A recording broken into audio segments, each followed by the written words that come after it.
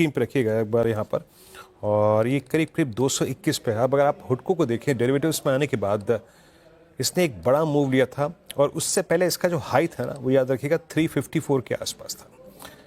इसके नंबर्स भी आने वाले हैं, लेकिन नंबर से पहले जरा जानने की कोशिश करते हैं कि एग्जैक्टली कारण क्या है पिछले कुछ दिनों से ये सीरियस प्रॉफिट टेकिंग और हैमरिंग का कारण क्या है। कंचन हमारे साथ है। कंचन, एग्जैक्टली रीजन? तो नतीजों से पहले बेसिकली यहाँ पे 5% की जो कमजोरी है हमें तो देखने को मिल गई है। और अगर हम 52 हफ्ते का चार्ट भी इसका उठा के देखें तो ये अपने 52 हफ्ते के हाई से करीब करीब 39% तक करेक्ट हो चुका है। अब उम्मीदें ये जताई जा रही है, अभी इनकी जो बोर्ड मीटिंग है वो अभी इस टाइम पे चल रही है मार्केट के अंदर। थोड़ी देर में बोर्ड मीटिंग खत्म होगी, जहां पे कंपनी नतीजों के साथ साथ एक तो बात करने वाली है डिविडेंड के ऊपर और एक फंड रेजिंग प्लान के ऊपर। कंपनी ने पहले 44,000 करोड़ के फंड रेजिंग को अप्रूवल दिया था, लेकिन इसको बढ़ा के अब बात चल रही है कि 55,000 करोड़ तक इसको लेके जाया जाएगा। लेकिन जिस तरीके का मार्केट सेंटिमेंट इस टाइम पे बना हुआ है, तो मार्केट ये एक्सपेक्ट कर रहा है, ये एंटिसिपेशन लगा रहा है बेसिकली कि जो फंड रेजिंग हमें होती हुई दिखाई देगी वो भी डिस्काउंटेड प्राइस में होती हुई दिखाई देगी।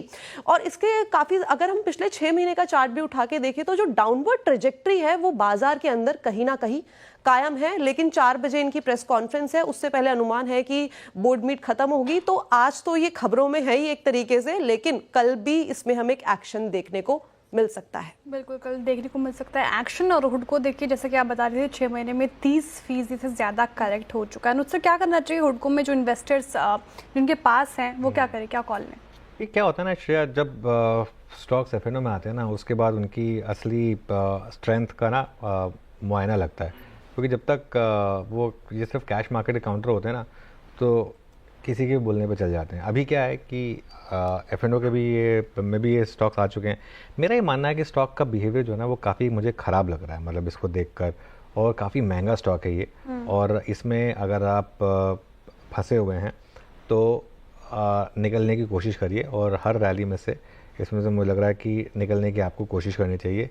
ये अच्छा, इसमें क्या होता है ना, एक तो 75% प्रमोटर होल्डिंग है, उसके बाद बाकी फ्लोट जो है वो लिमिटेड होता है। तो कई बार इन स्टॉक्स को ना मनूवर भी किया जाता है। लेकिन अगर आप पब्लिक शेयर होल्डिंग भी देखेंगे तो उसमें 75% गवर्नमेंट के पास है, उसके बाद 8% एलआईसी के पास है, उसके बाद फ्लोट जो है ना वो बहुत कम होता है। जो रिटेल के पास है वो है करीब करीब 10%।